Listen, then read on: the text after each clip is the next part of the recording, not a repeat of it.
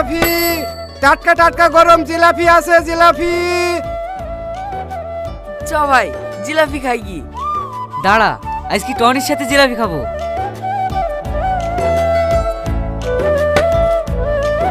আচ্ছা টনি, সালমা কি তোকে ভালোবাসে? কেন? না, ওই সেদিন মায়া বাবাদের বাড়ি বাস কাটা লেগে দা আনতে গেছিল তো, সালমা বা তোর কথা জিজ্ঞেস করছিল। আমার কথা? কি বলছিল ভাই, কি বলছিল? জিলাপি লাগবে নাকি ভাই? টনি, আরে কত খাবি, খা না। হেলে ভাইলে, তুই এলে।